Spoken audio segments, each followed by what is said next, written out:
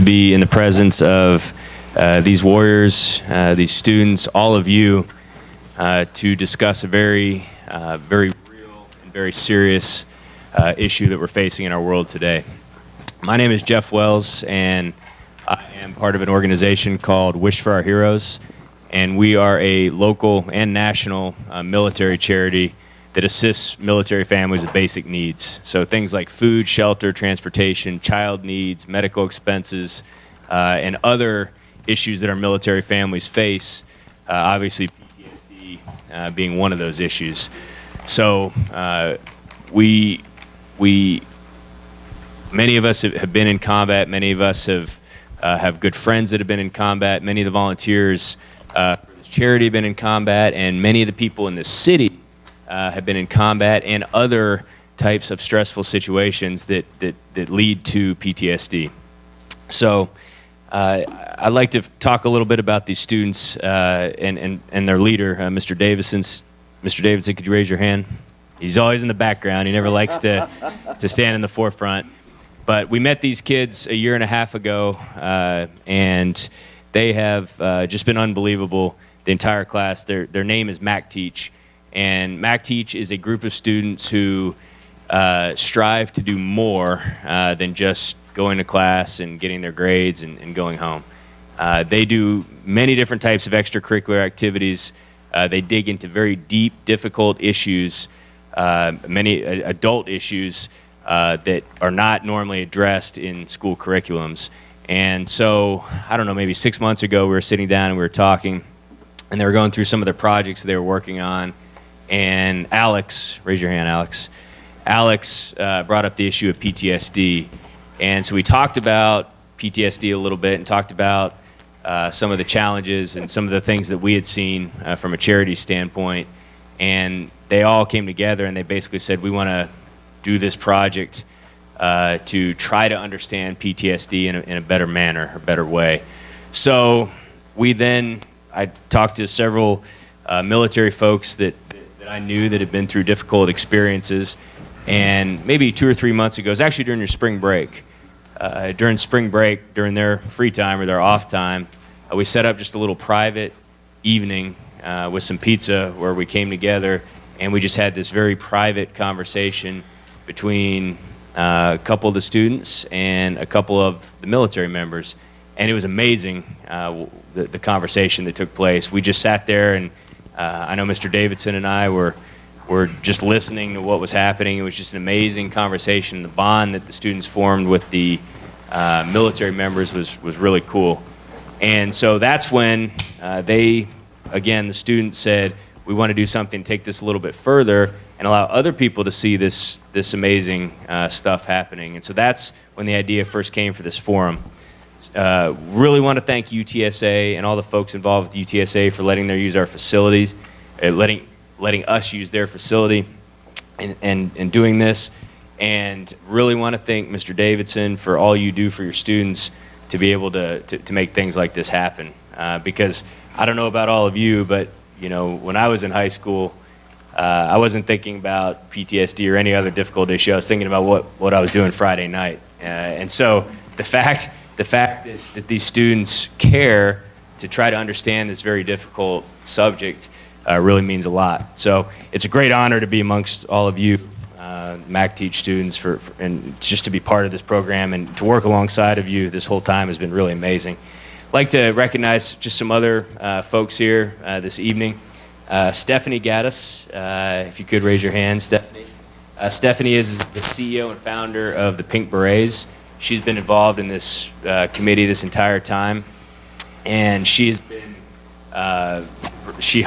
was responsible for identifying several of the panel members that are here this evening, and she's been amazing. And she has an amazing organization. And by the way, all these organizations we're talking about, they all have tables set up outside, so if you'd like further information about any of them, you can go out and check that out. So let's give Stephanie a huge round of applause.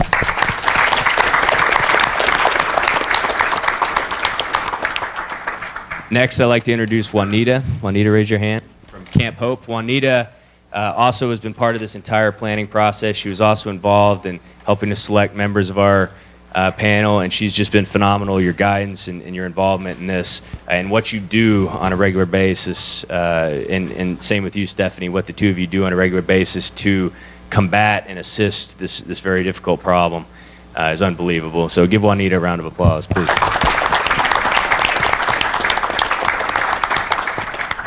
Mr. Davidson, we already talked about.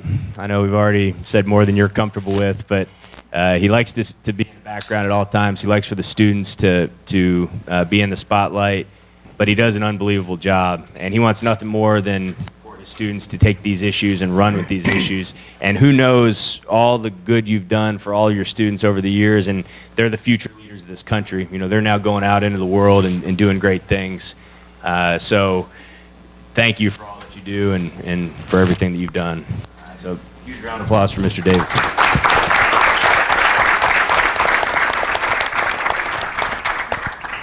Next, I'd like to thank this guy up here. He'll speak here in just a minute. He's going to be our moderator for this evening here for the panel. I think most of you know who he is. There's not too many 6'9" redheads walking around. I walked outside to look for him, and I saw this big, tall guy at the parking meter, bent down looking at the parking meter. I said, oh, I guess Matt's here. So, but in all seriousness, Matt has been involved with our organization for a long time. He's been with the Spurs for 10 years, right? Played for the Spurs for 10 years. There you go, 12 years with the organization, 10 years as a player, and he'll tell you about all the involvement that the Spurs have with our military members here in San Antonio. So Matt was just a awesome and very appropriate person to moderate this, just based on how he feels about the military and his love for the military. So huge round of applause for this guy.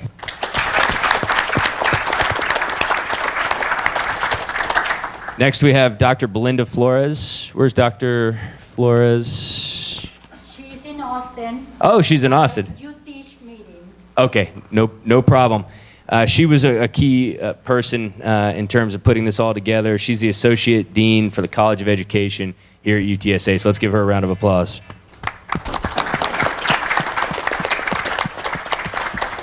Dr. Sandra Morissette, who's sitting, you'll hear her speak in just a second. She is the professor and director of Thrive, which she'll talk about here in just a little bit. Huge round of applause for her for all that you do and for helping make this possible. And then finally, Dr. Clays, Dr. Lorena Clays, sitting here in the front row. She's the executive director of the Academy for Teacher Excellence and Research Center here in UTSA. So I'm going to introduce here in just one second, but a huge round of applause for Dr. Clays.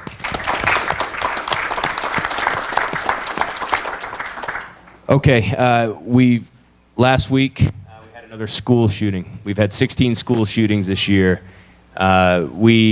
Military families, and we're going to talk, Dr. Morissette's going to mention some specifics, but there are a very large portion of folks who have been in the military, both male and female, who suffer from PTSD. While the school shootings may not be a form of military PTSD, there's definitely mental things happening there. So this is a very real conversation. All of these folks who are in the military today will be exiting the military at some point. They all live amongst us every single day. So we all have to understand how to deal with this very difficult issue and challenge. So that's why we're here today, and that's ultimately why the students have dug into this very, very important topic. So without further ado, I'm going to introduce Dr. Clays, and she's going to come up and say a few words. So, Dr. Clays. Buenas tardes. Good afternoon. Welcome to UTSA Downtown Campus, UTSA del Centro. It is an honor for me to be here today with all of you, and especially with MacTeach. I spent 1 year, it's been a year already, a little over a year, working with Mr. Davidson and just learning about the amazing work that they're doing. And a few years ago, I participated in the Military Child Education Coalition.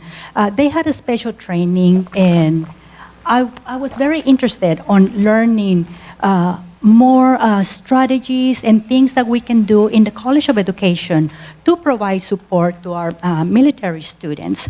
We have a couple of centers here at UTSA, one in the College of Education, and the other one is a university, institutional military center that provides support. And as I went through that training, I learned about a lot of different resources that are available. So from time to time, I visit the website and the blogs. And I found this blog that is just spoke to me, both for my personal experience and the work that MacTeach is doing. And so I'm going to start with a question. Instant friends, is it possible? Am I the only one that dreads walking into a room full of people that I don't know? There are those brave souls that see this as an opportunity to meet new people and possibly make new friends. But for those of us more on the introverted side, all those new faces can look like a sea of loneliness. Imagine, if you will, that you're a student and you are viewing not just a room, but a school full of new faces. That was me, 20, 30 years ago, as a newcomer English learner to this country at a high school where I just felt like I was going to sink. Well, add to the prospect that this may not be the first or second occurrence, but the third, fourth, fifth, or sixth time. Once again, you will smile and search out new friends. These friends will become trusted sources of information as you learn to navigate your new environment. Well, welcome to the world of a military student. Their life is defined by change and resiliency. Hello, goodbye, repeat. That was the back-to-school theme for the Military Child Education Coalition, and it perfectly describes the military lifestyle. Well, long ago, the Military Child Education Coalition recognized that every time students move, they face challenges in acclimating, finding friends, and successfully integrating. So with that in mind, they created this program that is nationally and internationally recognized and implemented in many schools across the nation and overseas. And as I mentioned earlier, as I read this, I felt like MacTeach is a program that needs to be nationally, internationally recognized and replicated because of the service, like Jim mentioned earlier. Their service is service from the heart, quote Mr. Davidson. Their radical service is different. It's not just for the purpose of accumulating hours, just to have a take action project and put it on the resume. I have witnessed, many times, they're staying after school, tutoring.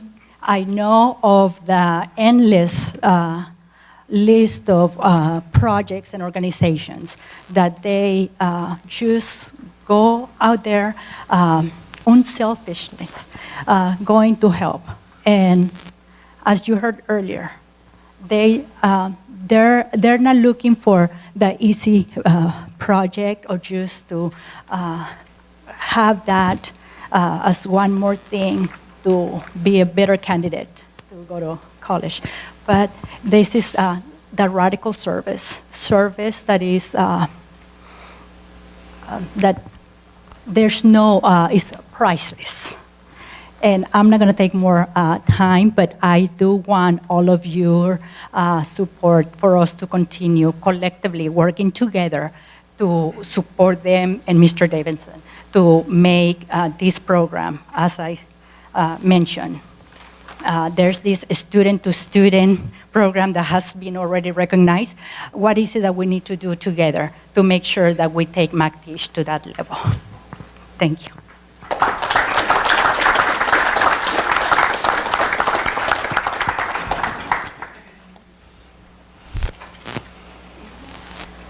Dr. Morissette? Yes. Well, good evening. It's just a pleasure to be here, and I want to start by thanking the veterans on the panel and the veterans in the audience and all those who have taken the time tonight to be here to support veterans. I'm Dr. Sandra Morissette, and I'm a professor in the Department of Psychology. And what you need to know about me as your speaker is I'm a clinical psychologist by training. I have been at UTSA for 3 years, and prior to coming to UTSA, I'm a little bit of a non-traditional faculty member. I was in the Veterans Administration for 18 years. I did all my training there, and then worked at VA Boston, as well as a Center of Excellence for Research on Returning War Veterans in Waco, Texas, which is a congressionally mandated center. I came to UTSA. I am not a veteran, by the way. I should say that, but I have ostensibly dedicated my career to helping veterans. And I came to UTSA because I was very invested.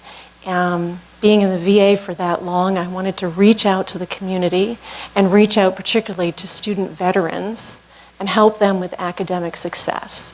Because I think that universities are in a pivotal position to help veterans reset their missions as civilians. So I'm delighted to be here. I'm delighted that these students are here talking about PTSD, something that's really important and something that's often difficult conversation to have. We need to be having these conversations, and we need to be understanding what is PTSD and reducing stigma around that. And that's one of my goals today. So before I launch in, I always like to talk a little bit about self-care because we're talking about a tough topic. Make sure that you're taking a pulse on how you're feeling in the room as we're having these conversations. And if you need to step out and take have a sip of water, you just go ahead and do that. Take care of yourselves. What I will touch upon today, I have about 10 minutes, and so if somebody could give me a 2-minute warning, that would be outstanding, because I can talk. I'd like to talk about what is military-related PTSD, destigmatizing PTSD, and to make you all aware of the excellent treatments that are available for PTSD. First, a little bit about a prevalence. When we're talking about PTSD in the general population, the lifetime prevalence, meaning across one's entire lifetime, is just under 7%. A little bit higher in women, a little bit lower in men. When we're talking about veterans, and it's not actually unique to veterans, this is true of all sort of occupationally hazardous positions, firefighters, police, people who are exposed in the course of their career to higher rates of trauma exposure, potentially traumatic events. It's about 23% in veterans. I think that number is really important because I've had people look me square in the eye and say, well, don't all veterans have PTSD? Absolutely not. About 1 in 4. Okay. The story is actually about resilience because most veterans don't have PTSD.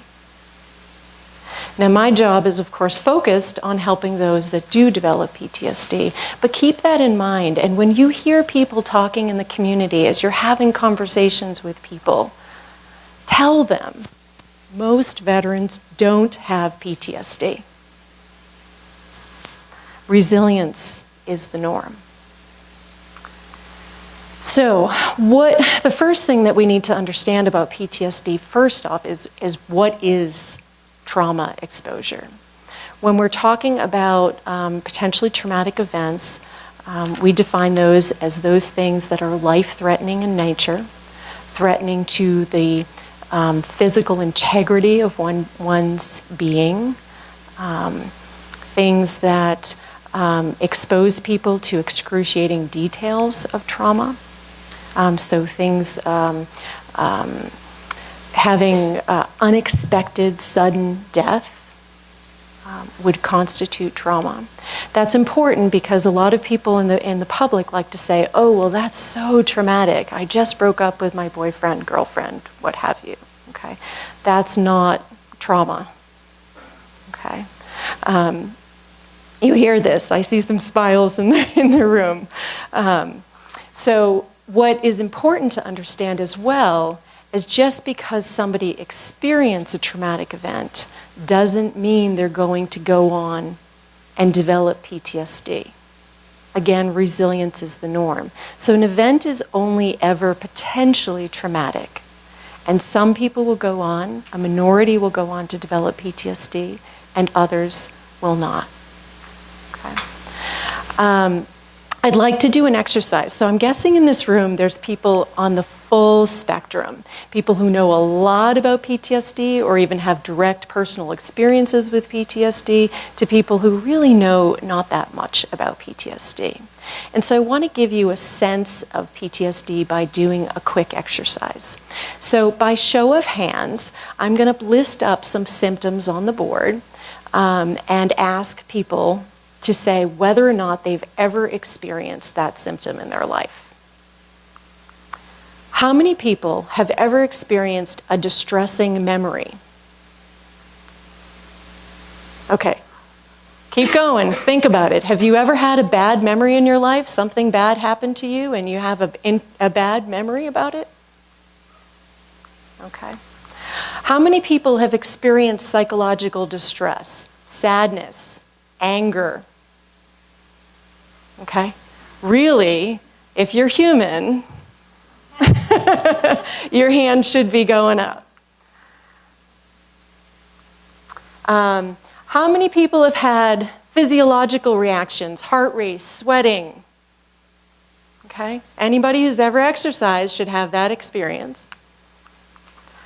Avoiding thoughts, memories, or feelings or reminders about something that was upsetting to you. Negative beliefs about oneself or the world. Loss of interest. Oh, I got a duplicate. Feeling detached, not feeling connected to other people, feeling like you just can't relate to someone. Irritability or angry outbursts. Come on, hands going up. We all get irritable. Hypervigilance. This is like scanning the room, right? Making sure things are safe. Okay? I've had that. Exaggerated startle. Somebody comes up, taps you on the shoulder, like, jump. Difficulty concentrating. Difficulty sleeping.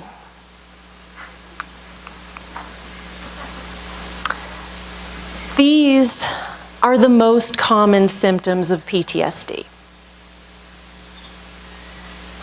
And I think by show of hands, we can be pretty confident that everybody in this room has had some of these symptoms. What makes PTSD different? So all these symptoms, I just want to highlight, these are normal symptoms, hands going up all the time. These are normal symptoms that everyone has.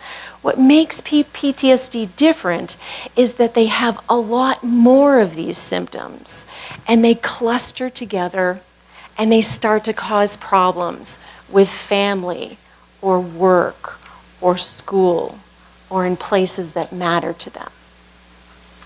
Okay? And so they're having a lot more of these symptoms happening together. And a lot of them, if you really think about these symptoms, a lot of them are basic to our survival. So if you think about somebody in a war zone, they better be hypervigilant. Probably not a bad thing to not be able to sleep in a war zone. But when you come home, and it's hard to go to restaurants, or be in crowds, or you're jumping easily, or being irritable with friends or family, or you're scanning the perimeter of your home, then they start to interfere. In essence, that's all it is. It can be very painful for people, but the symptoms aren't quote unquote crazy. We like to really go after those big words with crazy and things like that with PTSD. These are not crazy. These are symptoms that we all have. They're just compiled together for the person with PTSD, and that causes them a lot of suffering, as well as their family and friends, even seeing them suffer. The most important thing you can remember from today, 2 minutes, thank you, is there are excellent treatments for PTSD. These are them. The American Psychological Association just published clinical practice guidelines. There are strongly recommended treatments which broadly fall in the cognitive behavioral therapy camp. Cognitive behavioral just means thoughts and behaviors. Okay? These are interventions that involve exposure therapy as one of the most active ingredients. There's 2 treatments in particular, cognitive processing therapy and prolonged exposure, that have the strongest evidence bases for helping individuals with PTSD. There are also some recommended, so note strongly recommended versus recommended, and that's based on the state of the science and how much support we have for these treatments.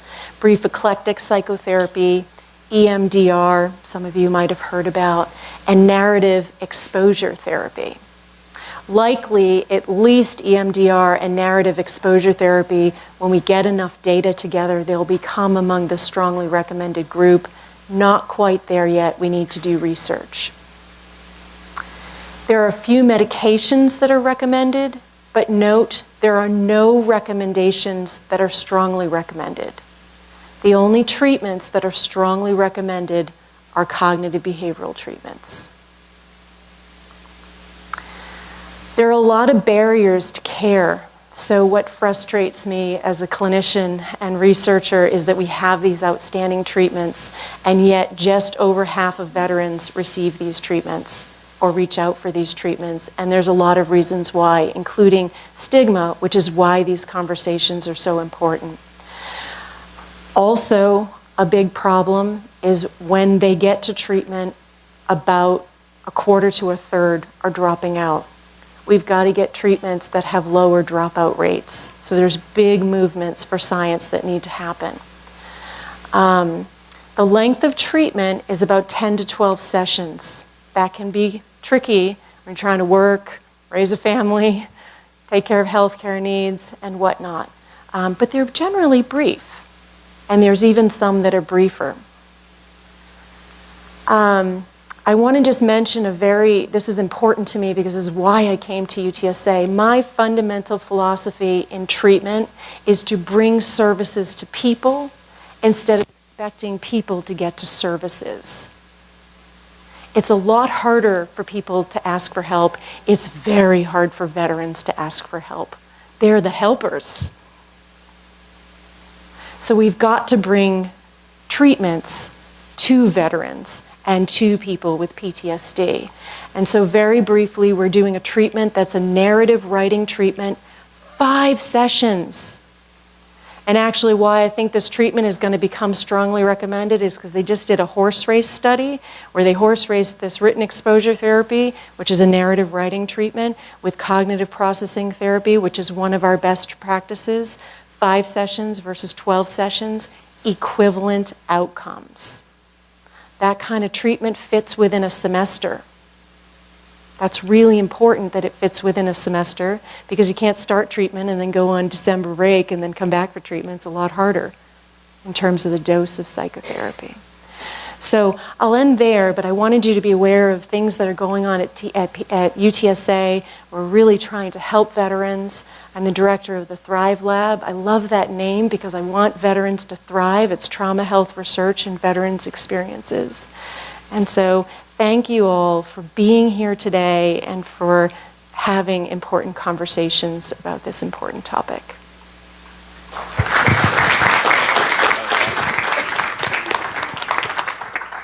And now we're going to get started. Thank you, Dr. Morissette. That was unbelievable. That was awesome. Now I'm going to turn the mic over to the redheaded guy here on my left, and he's going to go through the ground rules for today, and then we're going to get started. So here's Matt. Thanks, Jeff. I am the moderator. You will obey me. I'm joking. I'm really a nice guy. Real quick before we get started, I just want to say a few words.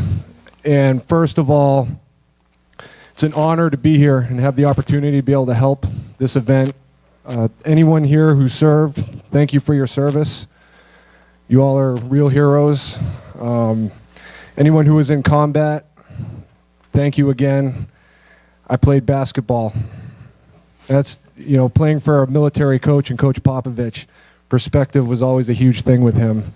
At the end of the day, what I did was just a game. What you all did was life or death, and thank you for that. Also, anytime this guy asks me to do something, Jeff Wells, the man with Wish for Our Heroes and for the military here in this community, I always say yes. And I think it's important. The military is such an important part of the fabric of this city and the community that it's, again, just an honor to be able to be here.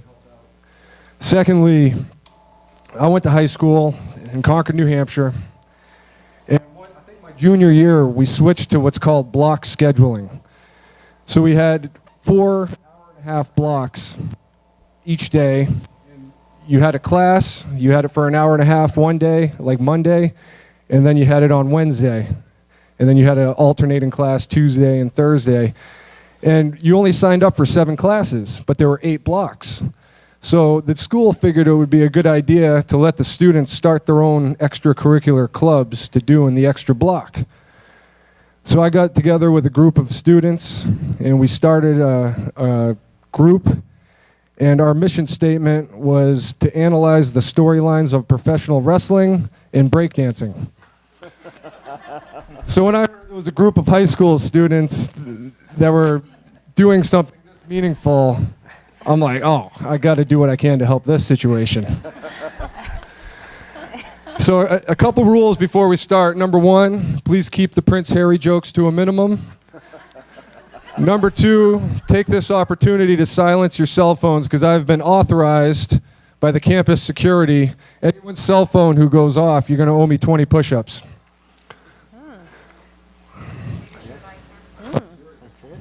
Lead by example? Yeah, mine's off. I'm not doing any push-ups. I'm retired. So how this is going to work format-wise, each student, we have the students on this side, the warriors on this side. Each student is going to ask a specific question to a specific warrior, and that's going to kind of kick off that subject's discussion. And Jeff and I will keep things moving along, and we're just going to go down the line that way. Before we start, I'd like to take a moment for each of the warriors to introduce themselves. Give a couple minutes about your story. So, my name's John Arroyo. I'm actually still an active duty captain here at Fort Sam. I don't know. Sorry, was that me? Drop the beat. Drop the mic. About the mic drop right now. So quick. I'll be quick about this. I was spent 15 years on Fort Bragg, North Carolina. Became an Army Green Beret. 3 combat tours. Did all the things you would expect a Green Beret to do. Came here to Fort Hood, Texas, April 2nd, 2014. I was shot at Fort Hood. One of the survivors of the second mass shooting took a 45 bullet to my throat. There was 19 of us shot that day. So you talk about PTSD. Well, every time there's a mass shooting on TV, my spidey senses go up. So although there's Afghanistan and Iraq, for me, every day I have to relive what happened. And so do 19 other people. And that wasn't the first Fort Hood shooting, it was the second Fort Hood shooting.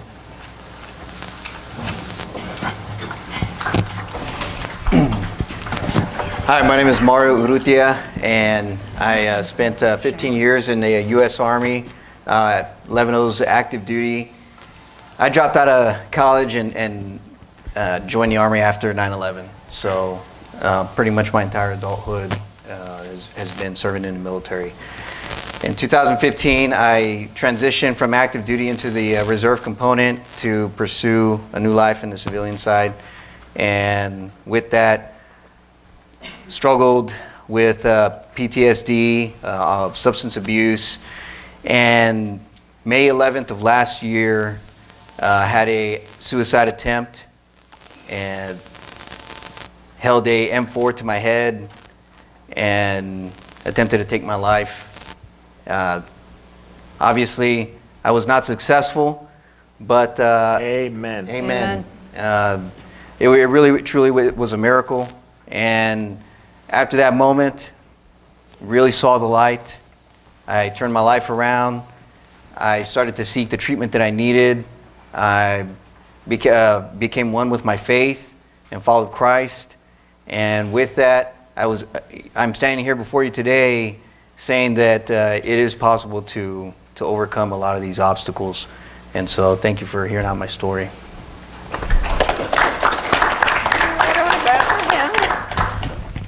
I'm Tina Casanova. I was in the Navy for 5 years, AT2. I was sexually assaulted on active duty. And in this last 6-7 months, I'm learning to live a more purposeful life. I'm going after a meaningful, I guess, life, and trying to educate and serve everybody while I do it. Amen. There you go. I'm Tamara Becker. I served 5 years and some change as a combat medic. Was deployed, saw a lot of horrific shit, and excuse my language. I came home and very much like this gentleman here tried to look for self-treatment, formed myself an awesome drinking habit that I have since kicked, thankfully. I did not want to seek the treatment. I did not want the medications. They made me feel like trash. I felt like a worse individual than I was. I got a dog. I got a service dog, and he saved my life. You know, definitely saved my life. I received a lot of treatment from a lot of different places. I've been through a lot of counseling, a lot of groups. What the Pink Berets does is amazing. They put a whole new twist on healing, and every veteran's different, but talk about a godsend, and just God bless you all for being here, seriously. I love you all. Amen.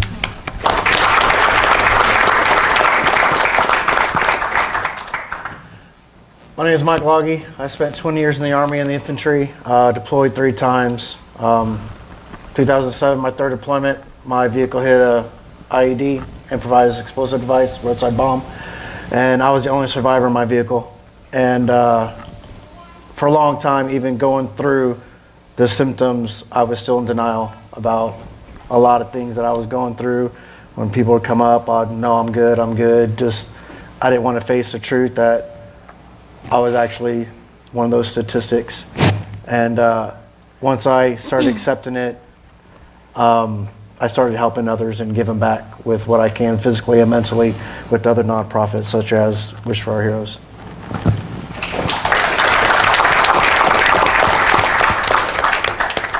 My name is Gianna Rose. I joined active duty Army, early enlisted when I was 17.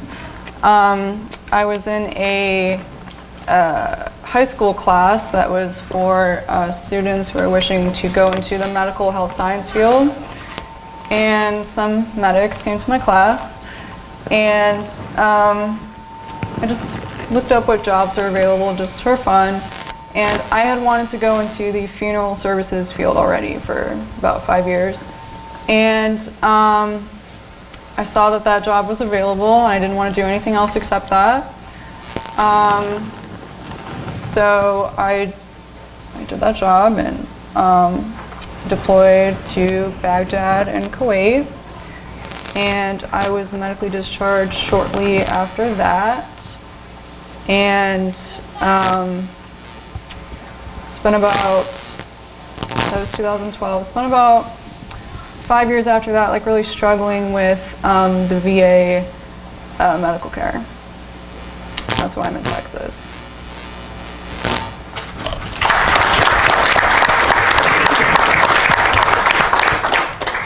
You're not mic'd up, right?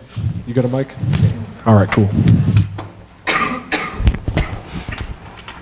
Quickly introduce yourself, please.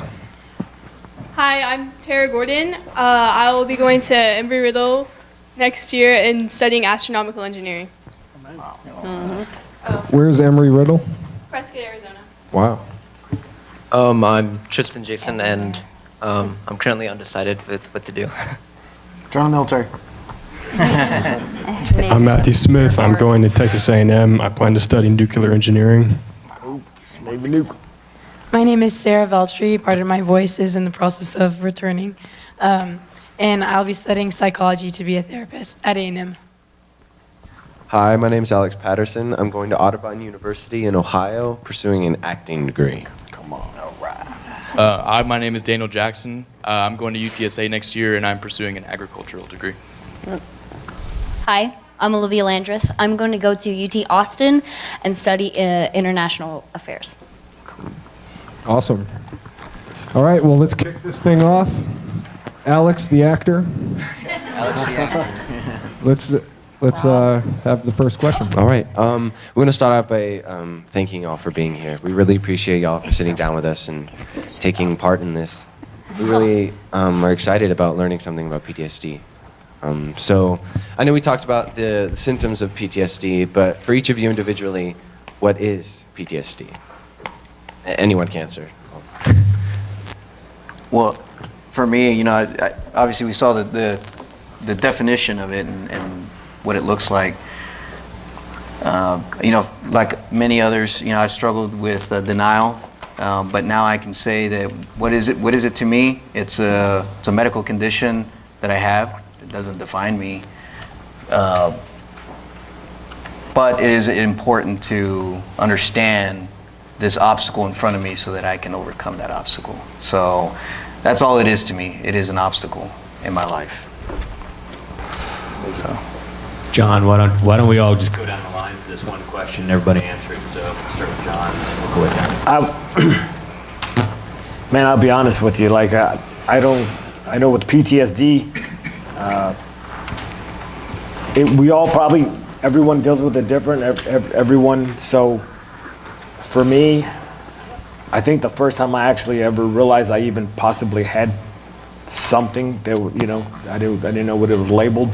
Everybody wanted to tell me what I was rather than let me figure out what was going on with me. Was actually one of the biggest things that made me go crazy was other wounded warriors, because I was shot by a service member. So being around wounded warriors made me scared. So that's, for me, just having to be able to go back. PTSD for me was just, I had to go back into the place where I was supposed to be the safest, but that's actually where I was injured, which is on base. And so that's, PTSD for me was a little different, you know. I think I can identify with him a little bit. Not trusting your service members. You're good. You're good. PTSD for me, there's not a definition. It's the stuff that happens. It's the nightmares. It's the panic attacks. It's the irrational reactions to the stuff that normal people are just sailing right through it and being so resilient to. That's what PTSD has been for me. PTSD for me, it changed me as a human being. I can recognize, I look at your fresh faces and I think about before I joined the service, and what you all have to deal with now is so just wholly unfair. You've lost your childhood. I understand that. I came back and didn't realize I had PTSD like a lot of people don't. And I just wanted to go have a drink because I felt so shitty. I felt just bad all the time, and I didn't understand why. Because I'm a happy person. I like to go out, I'm social, you all can tell. I mean, I was not the person I was becoming. And that was my diagnosis. And until I got my diagnosis, I was like, oh, I can put a name, I can put a face, I can put something on this monkey that's been on my back, because I was just I was mourning the person that I was. I was never going to be that person again. It was a chapter that has been closed and I can't reopen it. And it's something that spirals me out of control. You get triggered by things, irrational things. My husband will come home and he will have moved something of mine. And it trips me out. Just having my space interfered with, having my space moved. I don't like it. The list goes on, but PTSD, it hasn't devastated me because I am going to overcome it. It will take a lifetime, but I will continue to seek out treatment. It is a horrible, horrible thing though, and it affects a lot of people, probably more people than we'll ever know.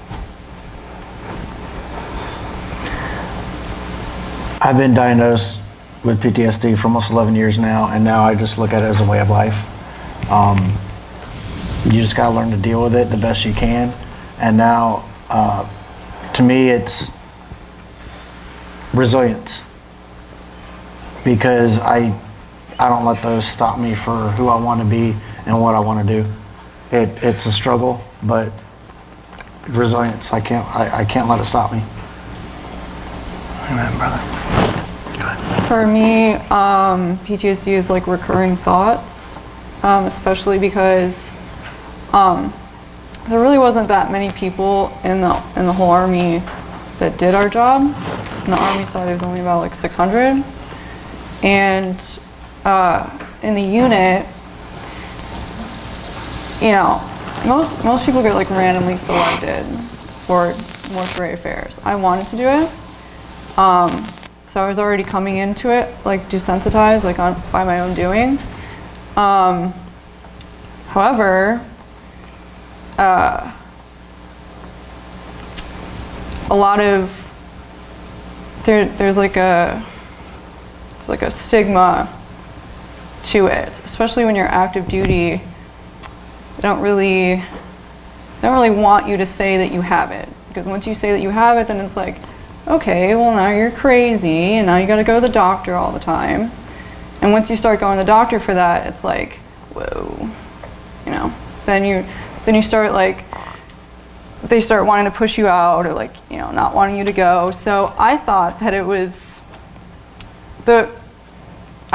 so intense, like there's people that will literally hallucinate like dead bodies, just like walking around, or they'll like look at somebody and they'll just see them dead. So it's kind of like, I wasn't anywhere near that, so I didn't even know that I had it. And so it's kind of like, as I grow older now that I am labeled with that, kind of like, I wonder how it's going to affect me as I get older. It's kind of like stressful in that regard. Thank you for those words. Next question, Sarah. Okay, so this question is going to be directed for Mario. So we hear that every day 22 veterans commit suicide.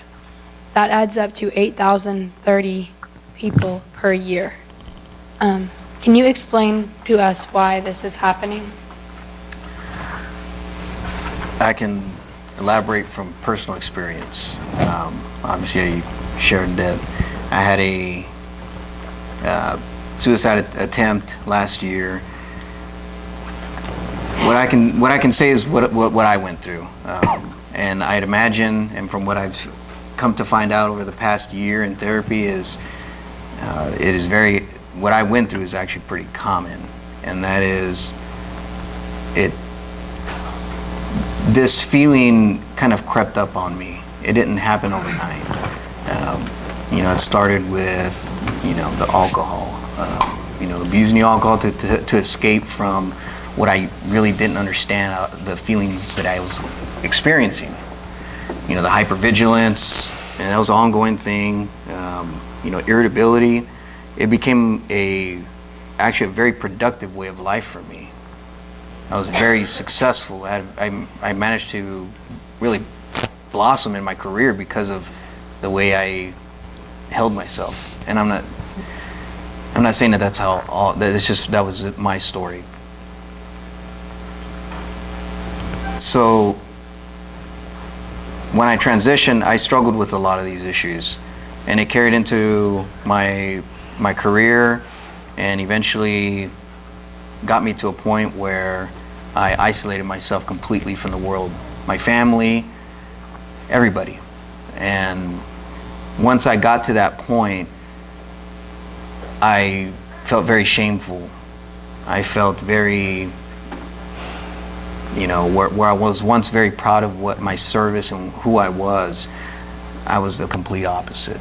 And so for me, the only escape, you know, and this is the substance abuse had a lot to do with this, but the only escape that I saw at that point was to end my life, because I did not feel worthy of even having that my time here with my family. And so that led me to my attempt.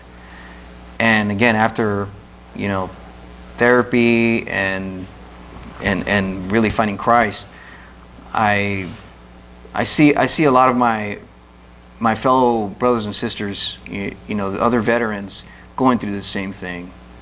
So it does hurt, you know, and you know I'm not sure how much more I can elaborate on that other than really using my story to help others.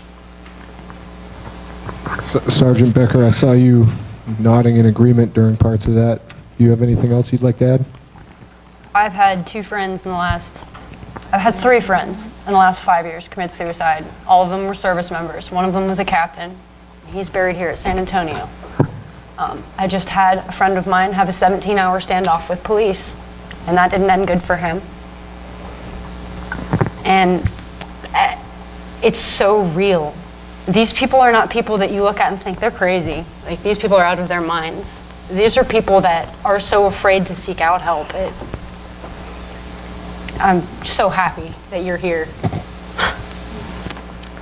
One of the things we also is it's very common for us to be prideful, right? In the service, being a Green Beret, it's very prideful to want to be number one, be a Navy SEAL, to be a Delta Force operator.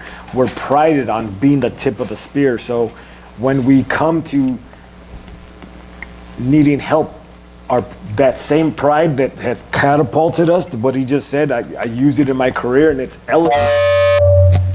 Sorry. Yeah, it is. And it's elevated me. Well, now also becomes the hindrance, right? So when you're trying to seek treatment, you're still the same person. So that same pride stops you, because, hey, I mean, nobody wants to say that they have PTSD, because I'm freaking Green Beret. You know what I mean? I'm supposed to be able to handle it all the time. I'm supposed to go in combat, 2-way rifle range, and then 3 days later I'm at Walmart on aisle 7 with my family. And I got to be able to turn it off. Specialist Rose? Yeah, that's a question, like why is there 22 a day? Well, I can think of like 2 or 3 like main reasons. Definitely there's a lot of frustration involved. Like when I was deployed, you know, and this affects active duty and veterans as well. It's like, you guys have probably heard the term just following orders before in history. And it's a big thing to process, either after you've just done it or years and years and years later. People can't accept what they have done.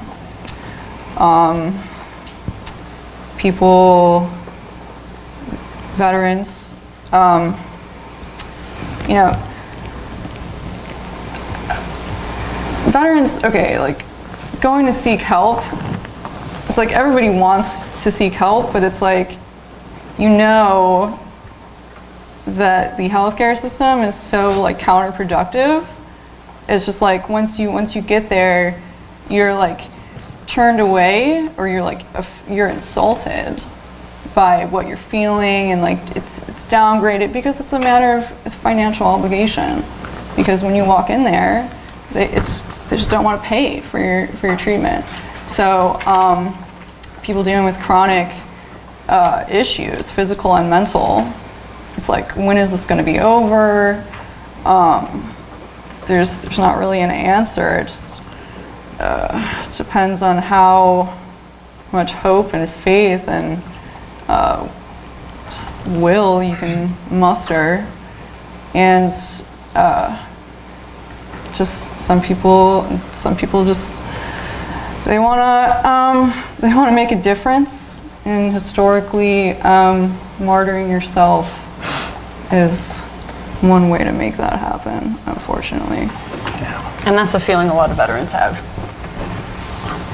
So you mentioned some of the ways veterans need help. That leads right into the follow-up question. Daniel? Yeah. So what can we as teenagers do to advocate for those who feel that way? Well,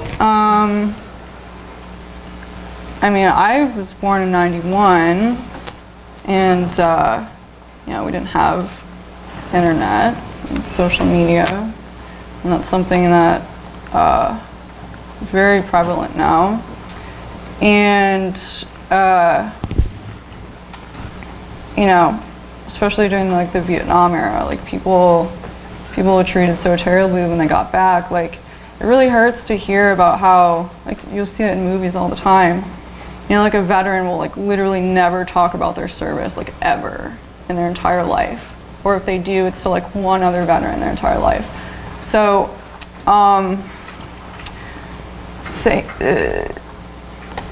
putting it out there in the public eye, I guess, that people care, people want to hear, especially young people that are going to be the next generation of soldiers. Have any of you ever been to the VA?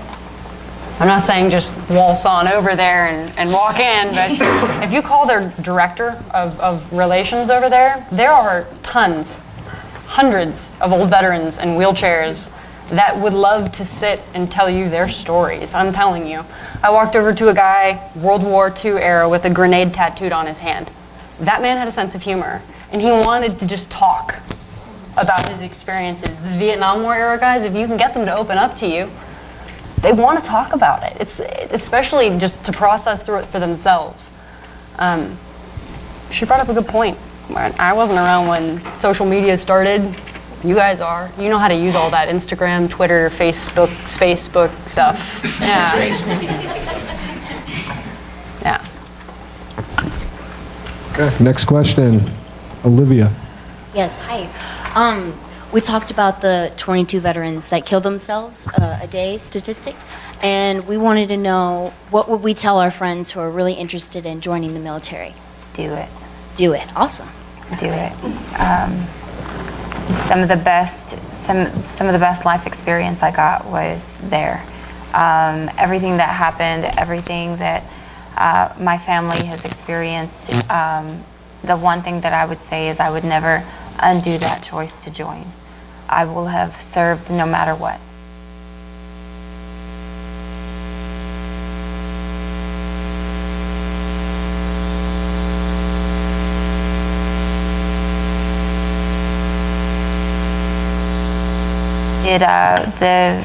The life experience, and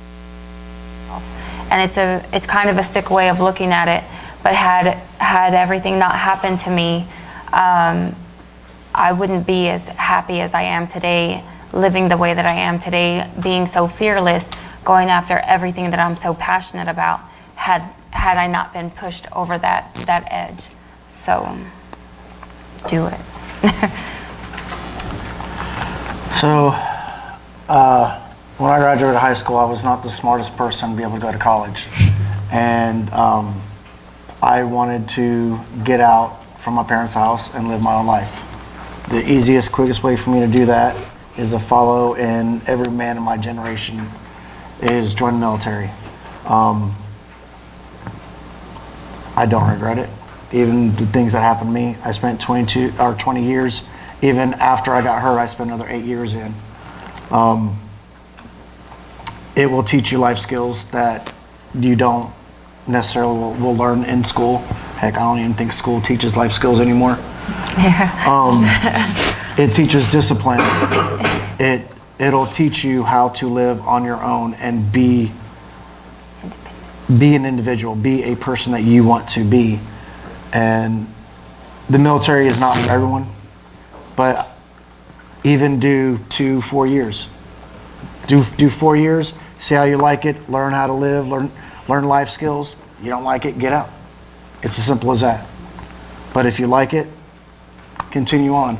But there is thousands of jobs in the military across the 5 branches, including Coast Guard, that you don't have to limit yourself to one specific job your entire military career. Just a follow-up question, of the 6 of you here, heroes, is there anybody that would not? Go ahead. I'm very cautious about, I've had multiple people ask me, friends, acquaintances, what it was like. And there's been a certain few circumstances, I go back and I ask myself, oh, what if I would have been an officer? Oh, what if I would have done the Air Force? Like, I would have had a easier time and probably would have had a better experience. However, for women, especially as a woman, there's a statistic out there that's floating around and it says 1 in 3 women in the military are sexually assaulted. However, honestly, 3 out of 3 women are sexually harassed. So that's just like the real honest truth. And for a woman, you have to be aware of that. And in my case, there was a lot of hazing for doing whatever it took to not be taken advantage of. So I didn't have a good experience, and it's fine. I mean, obviously, I think I joined the military. I wanted to be able to do that, and as a woman, and I just feel like there needs to be some honesty about that question. Next question, Matthew.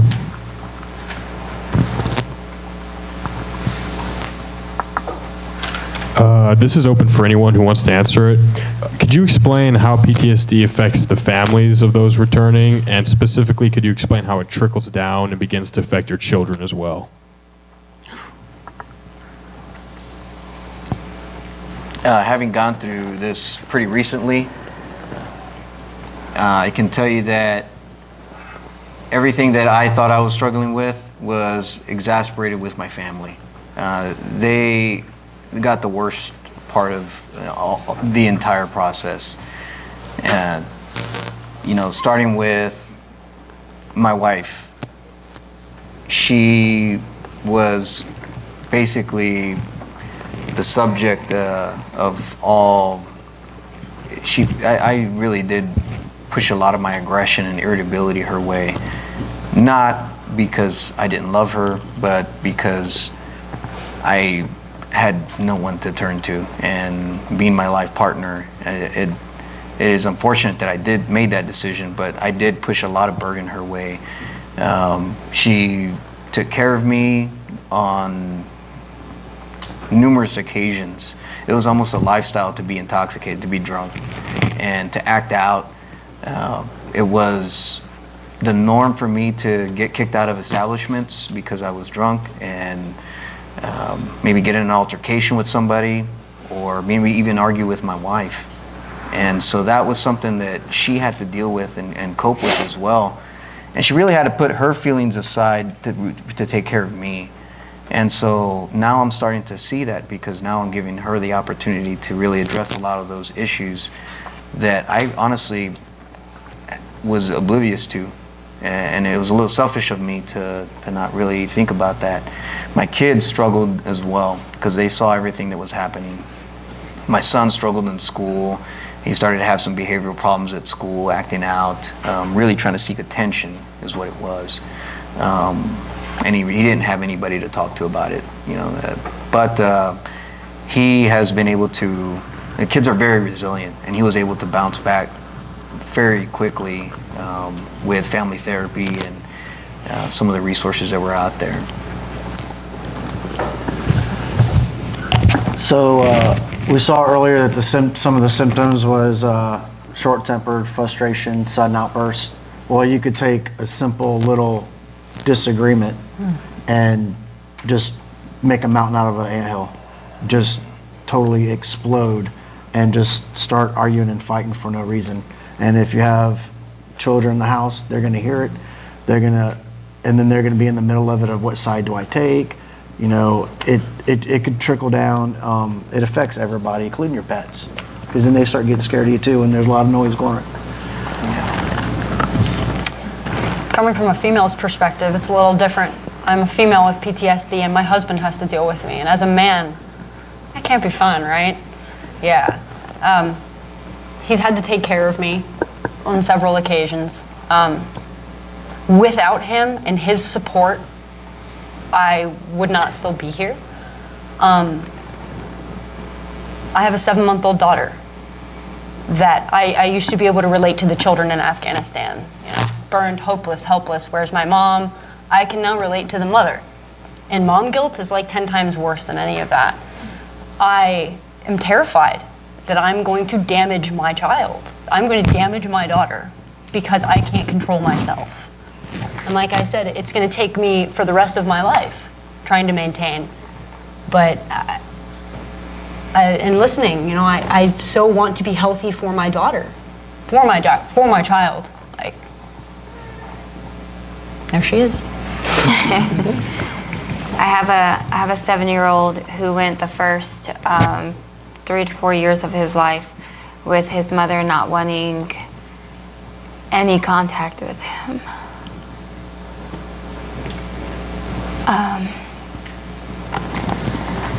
He didn't call me mom. It wasn't me that he was crying for. It didn't faze him when I walked out of the door. And now, as a 7-year-old, he's stuck to me like glue because he doesn't know if I'm gonna stay. So, we live with my parents because they also don't know when it's gonna hit, when I'm gonna spiral back, when I'm gonna start driving around with that hoodie in my car so that I can puke into that and not have to pull over and anybody see the vomit coming out of me so that they don't know that I'm drunk. Picking him up at daycare 6 sheets to the wind, and using the little kid's toilet at the daycare because I have to go pee so bad. It definitely trickles onto your family. My parents don't know how to deal with me a lot of the time. They don't know if I'm simply being the other side of an issue or if I'm just gonna explode onto them and rush out of the house like a teenager because they've said something that has triggered me and I can't deal with them. We have chains on all of the doors because the nightmares and the sleepwalking and me ending up in the driveway.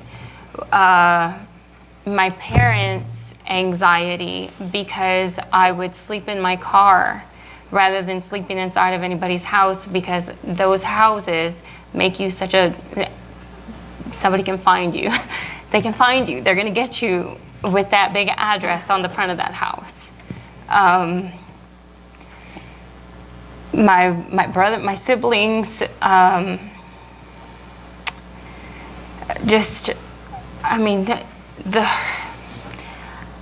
still can't even process the hurt that I see in them and the frustration because they don't know if I'm gonna blow up or if I'm just gonna fall apart crying, and they don't know what's gonna make it happen. So it sure as hell affects the family and the kids. I just want to say thank you for that. Thank you for sharing that. I don't have any children. I was married, so I was a military spouse at one point, as well as being active duty, and we lived together after I got out. And so I guess when I'm talking, I guess kind of like think about it if I wasn't a veteran, but it's like I know that just because he had gone through so much more than me, it kind of like repressed that in me. So like for someone who had a relationship with someone who didn't have PTSD, I could definitely see that dynamic being, like bottling up, not properly being able to communicate, leading to blow-ups or just, very difficult situations. Even, when I was active, like we even considered. I was like, oh, because I was having symptoms I didn't really know. I didn't really think they were that big of a deal. So it was like having a child. I remember thinking, if I have a child, it's gonna fix me, because now I'm gonna, you can kind of focus on another human being. But for soldiers coming home from the war and having children like that, like it happens a lot, and it can cause a lot of problems parenting. Thank you for those words. Next question, Tara. This is addressed to anyone. What is something that you wish civilians would realize regarding veterans returning home and their assimilation back into civilian life?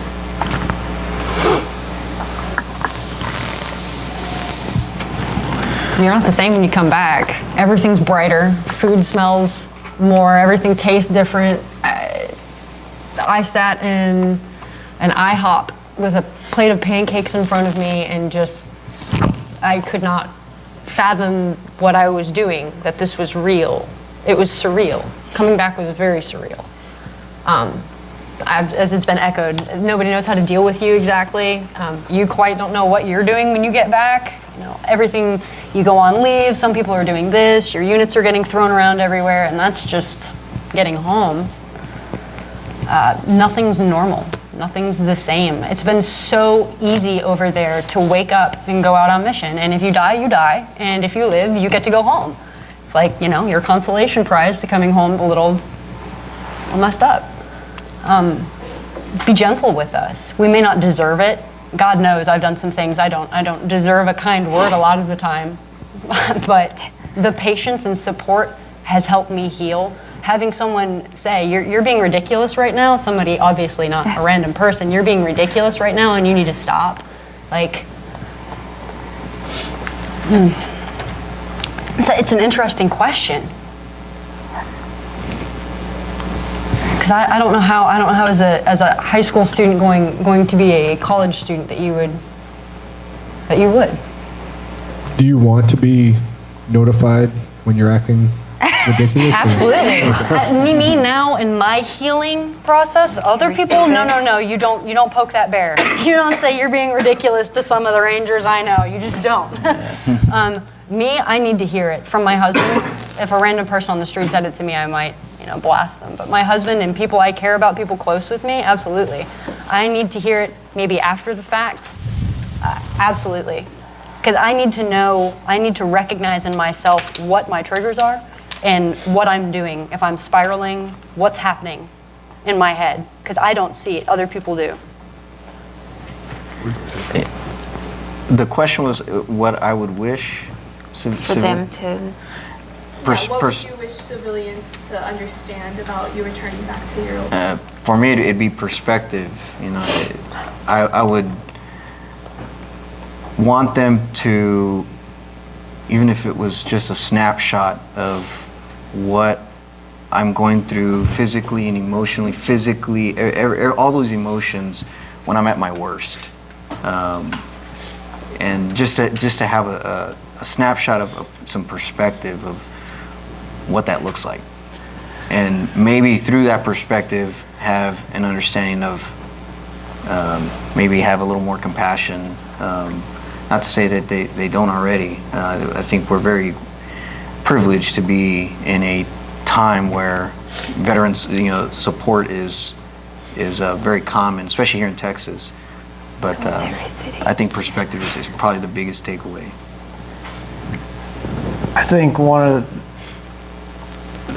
of the easiest ways to probably put it in perspective, and this isn't even touching the tip of the iceberg, is if you've ever seen a war movie and you get that adrenaline rush and the sadness and all those feelings while watching it, well, we lived it.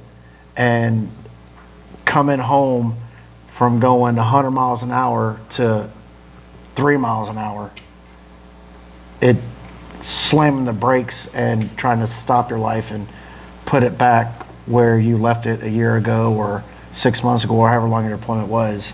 I mean, there's really the easiest way I could tell you is your feelings that you get while watching a war movie is not even close to how we actually our feelings. So just multiply your feeling by 1,000, and that's what we are going through. But the military has provided programs, because initially, like the question you're asking is what they asked early on in 2002 and 2003 when they came back, and they had service members like killing their spouses. Like what's going on? Why is this happening? And so they realized that there has to be a reintegration process. So we left being in charge of all the bills and paying everything, and then we came back and we thought we were just going to assume that. Well, guess what? Mom or the spouse had became the homemaker or was doing all these things and took on all these roles. And then we come in, and so there's a reintegration process that the military has recognized that needs to happen, and I'm sure that if you guys can get that information too, there's a process for that. Just wanted to add one thing to that. From the combat side of things, I can relate to that. And when you're in combat, think about the times in your life where you have to be at your highest level of peak alertness and capacity. Maybe a sporting event, maybe when you're acting. Seriously, whatever it is that you do where you have to be at your highest level of mental alertness, that's what you have to be in combat all the time. 24/7, doesn't matter if you're sleeping on your cot or whatever, because a rocket could come in, and they do often. It doesn't matter if you're patrolling, you'll be out there and things will look normal and people will be out in the markets buying stuff, and all of a sudden mass chaos erupts all around you. And so you train your brain over a period of time never to let it come back down. You have to be at that highest state of alert. And so then what happens after you've been doing that for a year or 15 months, all of a sudden you come home, your brain can't just come back down. It just can't do it. It would like being in that state of alert where you're taking that test, or you're at a football game, or you're acting, or whatever it is that you're doing, your highest state of alert for a year or a year and 3 months. And so that has varying effects on different people, different ways.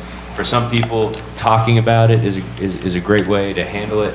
For other people, they just need time, and so understanding and recognizing there's different ways to handle that, I think, is the main thing. Just being aware of what you're doing here, asking these questions, being aware of what some of these symptoms are that Dr. Morissette took us through, or just being aware of these things, I think is the biggest. Jeff, I want to add one thing, and one of the things is when we come back from deployments or wherever, wherever you're at, your spouse or whoever it is, and when they look at you, they see you as the same person that left, but inside you're not the same person that left, right? And so that takes a while. So they expect you to respond the way you walked out the door, with the hugs and the kisses and all those things, and sometimes they don't get that person back, or it takes a while for that person to come back. I have something to say on that. I noticed when you were showing the symptoms, you asked people to raise their hand for they've had hypervigilance, and almost nobody raised their hand.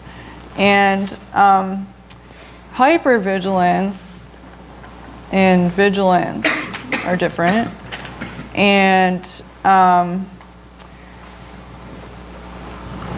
I like being vigilant. I would feel comfortable not being vigilant. And there's the concept of like the veteran identity of, you know, like we have these t-shirts and stuff.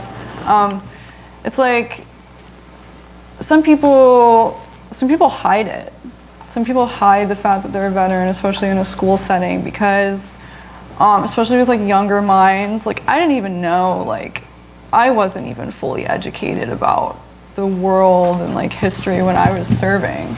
Okay, so, you know, it's like people hide because they don't want to be criticized for things they had no control over, or just, you know, that's avoidance. That's a PTSD symptom. You don't want to have, because people will come up to you and like start asking questions, and that's fine. Like I think, you know, it's healthy to talk about it with people like that. I sometimes prefer talking to strangers over people I know, just because it's like a fresh start. But veterans who choose to publicly identify themselves as veterans, there's almost like a strength to that, because it's like, hey, look, there's an actual reason for my behavior. I'm not crazy, I'm not a weirdo, because there is a stigma that, what is it? It's like, oh, being an Iraq war veteran makes you a danger to society. And that's a perception of society, you know? All right, thank you. Next question, we have Alex, the actor. MacArthur High School as General MacArthur in character, go.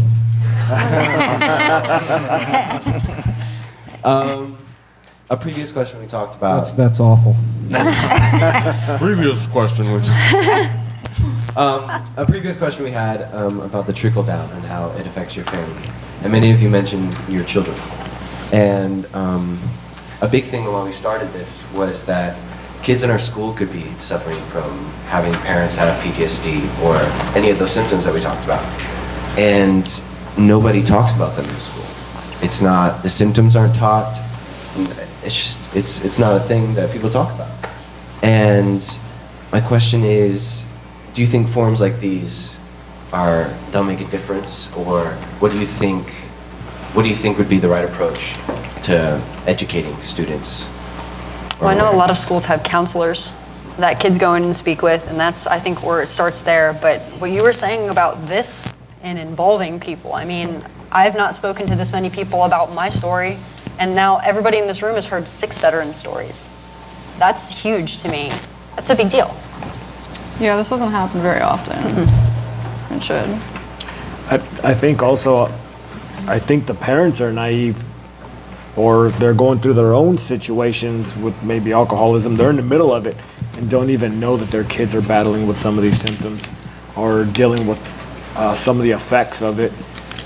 I think it would be really good if if we can get the parents with the children together in a room and talk. And I think there would be a lot of healing in families. It starts with recognizing the symptoms and accepting it.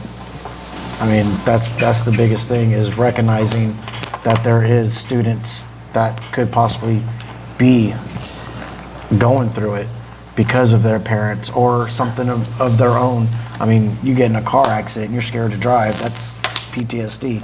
So, I mean, it could be anything, not just a trauma event. Yeah, I mean, The speed bump of getting that conversation started, somebody to initiate that conversation, because those children are most likely not going to be the first ones to go look for somebody to talk to about it, because if you're in a military family, you know that you're going to be strong. You're just going to be strong.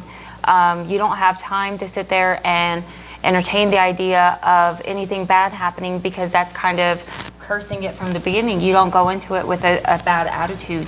You've got to be positive the whole time. So they need somebody else to reach out to them to let them know that it's okay to talk about it. Ask them a question, bring it up, in a controlled and safe environment for them, and get that going, get that ball rolling. The family part is going to happen, but the family has to know that it's needed, so those children have to feel safe talking about it first. And as a follow-up question to that then, as veterans, adult veterans like yourselves, do you think talks like these or talking to a student would help and aid in the healing process? As an adult student, I went back to college. I got out in 2009. I went back to college in 2014. And talk about feeling like a big loser at Northwest Vista, 27 years old, and they're fresh out of high school, and some of the things that they would say, and you have to be the adult, and you have to rein in those triggers, but at the same time, you're not really controlling it. So for them to ask these questions in these environments rather than attacking you in a classroom when you're on your own and it's fight or flight at that point, and avoiding them getting hurt is so much better. What do you mean by attacking you? It was a history class. I give my perspective, my experience, and then they come at you. Okay, so I say attack because at the time I did not know I had PTSD. It was not an attack. It was not an attack. He simply made a very rude comment about me thinking that I was an expert on foreign affairs and war and stuff because I spent all of 5 minutes in the military, basically belittling my service. And so, of course, it erupts into a fight because I knew I was bigger than him anyway. It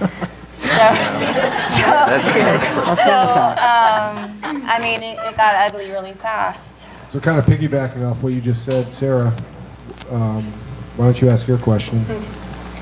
So this is for everybody.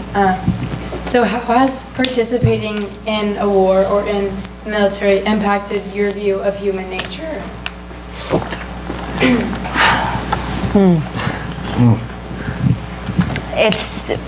Mine's kind of been a roller coaster. Fresh out, I would have said that we're ugly people. It's an ugly society. It's rough. We are not very loving to each other.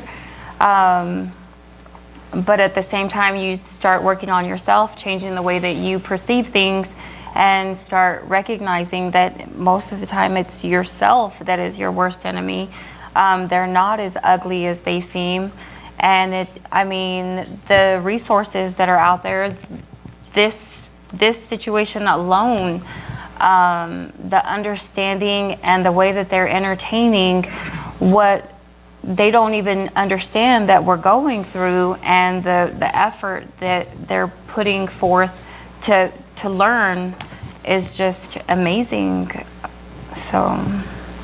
But I will tell you that on a flip side, that although that there's bombs and all these things going on, we do a lot of economic good when we go places, and I've seen it. We've brought water wells, and we've built schools, and people that have, maybe wouldn't have shoes. We bring it. We do a lot of good, and I know that there's a lot of bad that comes out of war, but there's also a lot of good when we come to these places. We're not just going and taking the good people out of those communities. We're trying to take the bad people out of the communities, and so I've seen that I've actually seen where we've done good because of war. So going into Iraq in 2003 during the invasion, my mindset was, unless they're wearing an American uniform, they're the enemy. Everybody was a bad guy. Going towards the end of my year, I realized that not everybody's a bad guy. They're just trying to live their life like we live our life, and they were the unfortunate ones that were living in that situation, and we were able to help them get out of it, but now they're trying to rebuild their lives, and we're there helping them. Not everybody's a bad guy. you just got to go into it looking at it differently. And it took me a while to reconcile with my deployment because I saw the schools built and the aid rendered, and then I saw it all get shot up and blown up. And what people can do to other people is horrific. And it's taken me a long time to process away from trusting anybody, because I know what a human being is capable of doing to another human being. Be it 5 feet away, be it 500 yards away. It's disgusting. That's not all of them, but Good. All right. Well, in the sake of time, I want to make sure we get to our final 2 questions. So, Alex. I kind of already asked this question, so. You can go to the last question. You can go to the last question then. Last question. What would you like us to walk away with tonight and tell our friends about tomorrow? That we're awesome.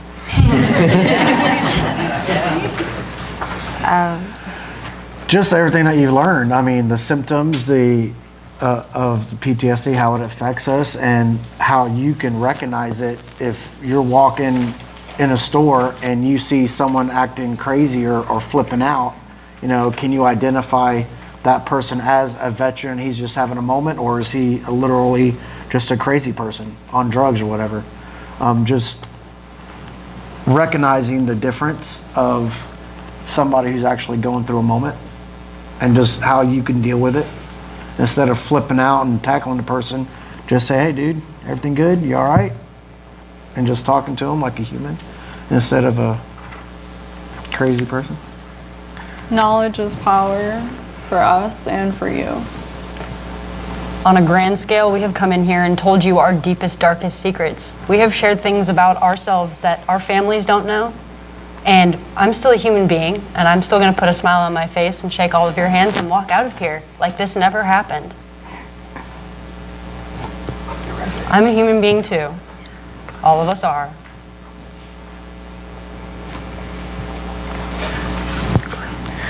Yeah, I think, honestly, I think y'all are extremely intelligent. And I know that each of you probably already have something that you're going to take with you and share.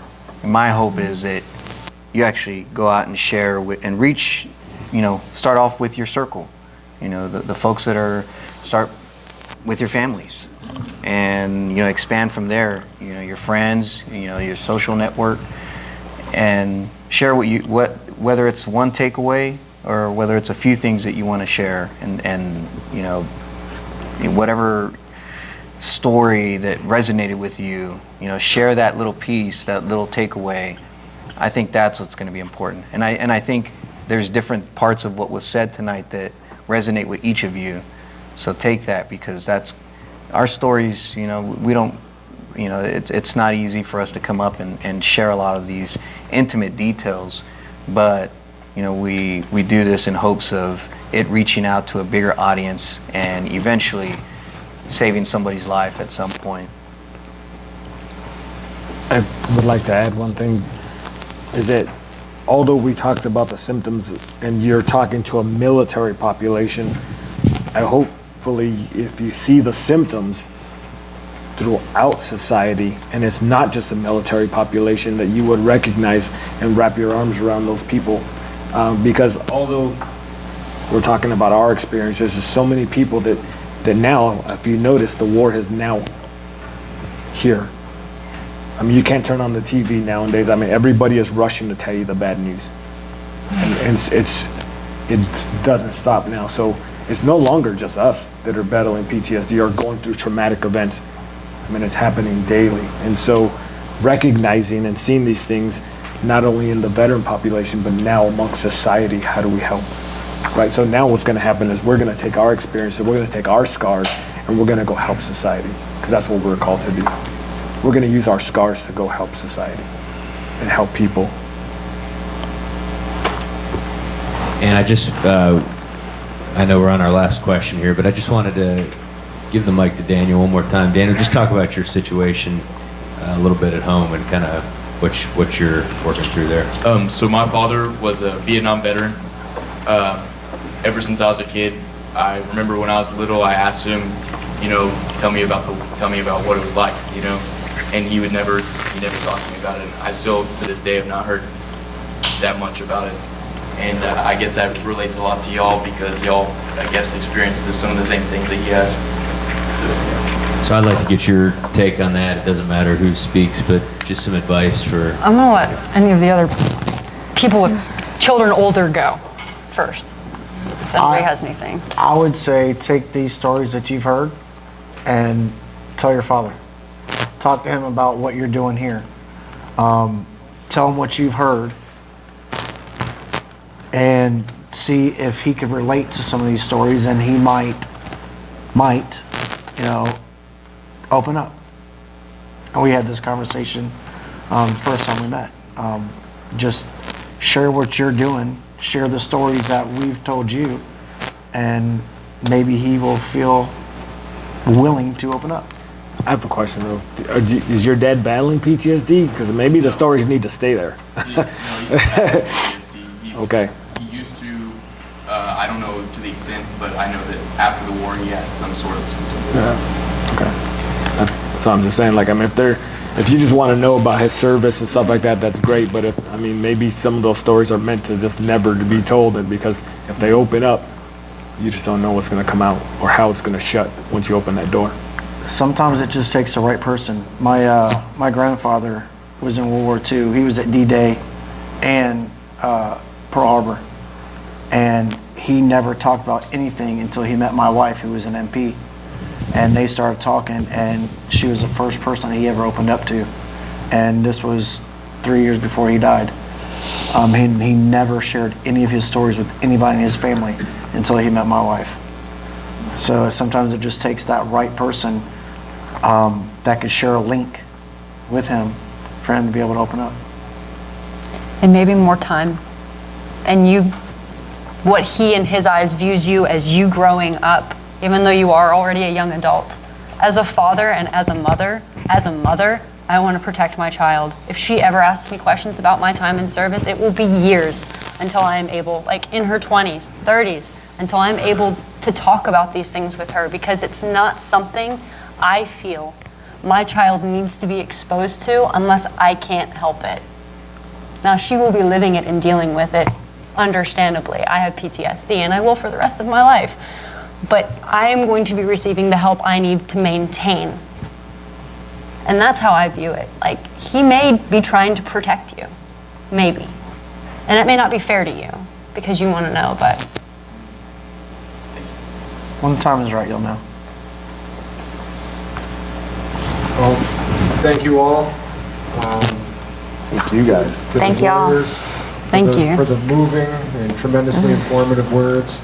MacTeach students, great questions. Really great, insightful questions. Much appreciated. Let's give yourselves a round of applause.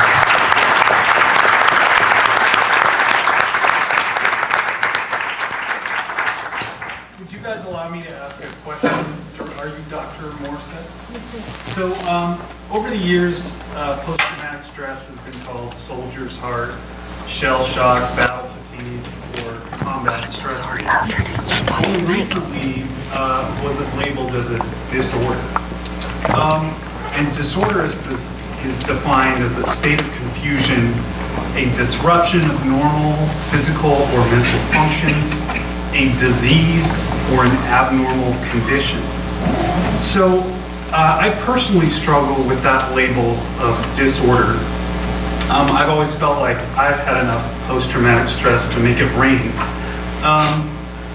So earlier we heard an example of, if somebody was injured in a car accident, they're not going to want, if they're exhibiting symptoms, they're not going to want to get in a car, or they may be afraid. And I see these as being a normal physiological reaction to a stressful event. So why? I mean, the Canadian Mental Health Association calls PTSD a, quote, mental illness. Why are we labeling post-traumatic stress as a mental illness when it seems to me like it's a very linear, very orderly, natural process that we as human beings go through? That's a fantastic question. Historically, PTSD, so historically, PTSD was not a diagnosis until the 1980s. That's when it first came out in DSM-3, which is the Diagnostic and Statistical Manual that we use to sort of categorize different types of mental health disorders. So before that, it was called shell shock, combat stress, all different kinds of things. The way that the American Psychiatric Association and the American Psychological Association consider the term disorder is really about when it rises to the level of causing functional problems. What I was trying to highlight with putting up the symptoms is that the symptoms themselves are not just the disorder. That we all have nightmares. We all have sleep problems.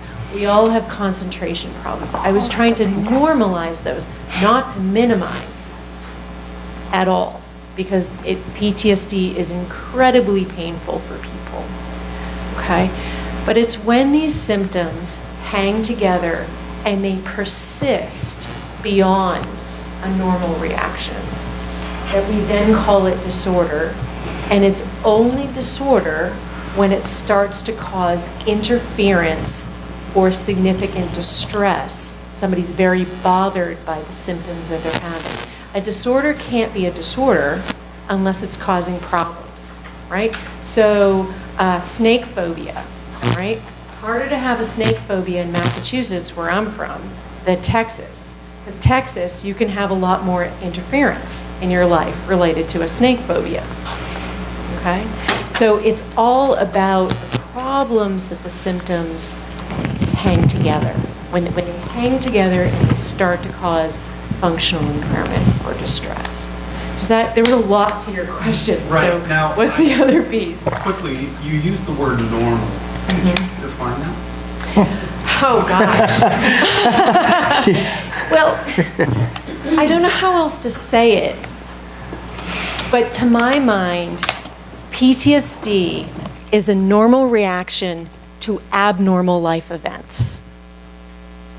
These are extraordinary life events that people have experienced. And you think about it, everyone in this room has probably had some type of, car accident's a great example because most people have had that kind of situation, a car accident or even a near-miss car accident. Right?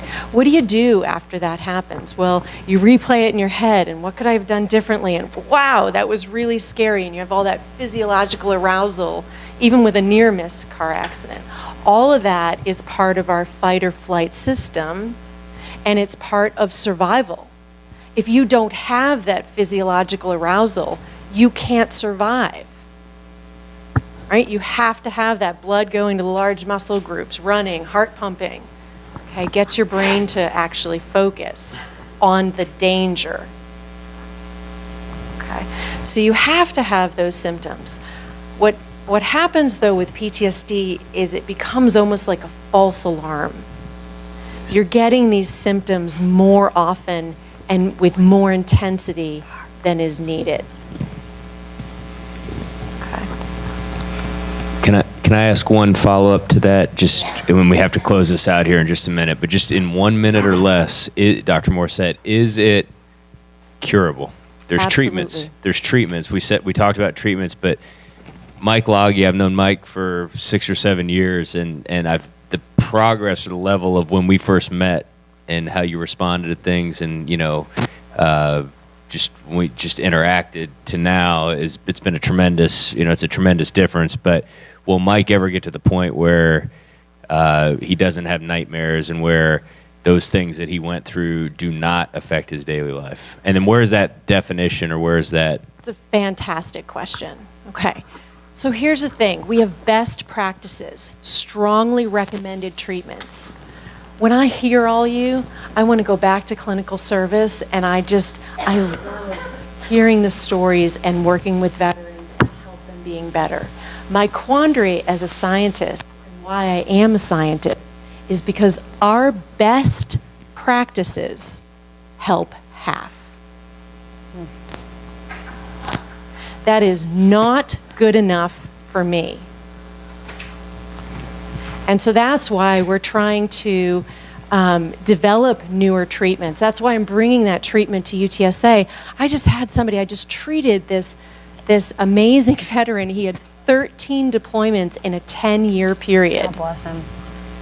5 sessions, narrative writing treatment, no PTSD. Amen. I treated a non-veteran who had sexual assault. She never got treatment. 15 years later, finally she comes to UTSA and on a whim pulls a pull tab for one of my study flyers. 15 years later, very significant sexual assault, no PTSD. So can I say that these treatments will help everyone? Absolutely not. Can I say that there are people who get better and do not have PTSD anymore? Absolutely. And that part is super exciting for me. How do we make these treatments better? How do we help people, and how do we know who needs which treatment? That's what we have to figure out as science. And it's a young field. You pointed it out. We didn't even have a name for PTSD until the 80s. What did all the Vietnam veterans do? Right? We didn't even have a name for them. So there is hope, but we have to do better. Thank you, Dr. Morissette. And I don't mean to cut you off. It's just we have students that have to get home and School tomorrow. yes, sir. Go ahead. Mr. Davidson does a great job with you guys. In this room, future governor, or senator, or congressman, Amen. or whatever. Gosh, I hope so, because we have a lot of. Just had a first-round draft pick in the NFL, first time, right? So we're on the map. Each of you guys, 36 million veterans out there, 3.1 disabled veterans, 40,000 homeless veterans. We didn't sign up for that. Don't ask your congressman. You guys know who your congressmen are? Don't ask them. Tell them. That's your job. And regardless of whether you love the guy in the White House or not, it wasn't until things got ugly that the veteran situation got attention. Demand that your Congress, your congressional representatives do what they're supposed to do. Pass facts, stay the hell off Facebook, hit facts. Let's not be dumbed down. Know the facts, know what happens. Veterans are not casters. These are your brothers and sisters. These are people that put their lives on the line, so we don't award to them. That's why we don't have people on our shores. That was the decision that was made. Demand stuff from your congressman. Everyone who's involved in it, don't ask for it. Demand it. It's your future, it's your children, it's our country, it's our money. That's all I want to say. Thank you. And you're right that you are going to be the future leaders of our country, and you're also going to be intertwined with folks that are in the military, folks that have been through, that are veterans that are getting out, that you're working with, working for you, and so on and so forth. So that's why it's so important, this project that you've taken on. I want to say one more word to the 6 of you. The level of courage that you've demonstrated to begin with in your military service, and then the things that you've been through after that, and then the level of courage that it's taken you to work through those things, and then to come up in here in front of, work with these students and in front of everybody and talk about these things, truly is heroic. So this is my gratitude. I can't thank you enough for coming out here and doing this. And we'll probably do this again. So we appreciate everybody attending, and I'm going to give it here to Matt to wrap up. Oh, I already said my conclusion, Jeff.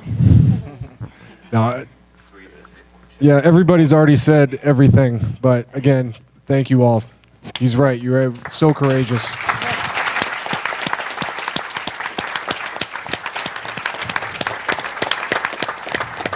And that's a wrap. Thank you all for coming.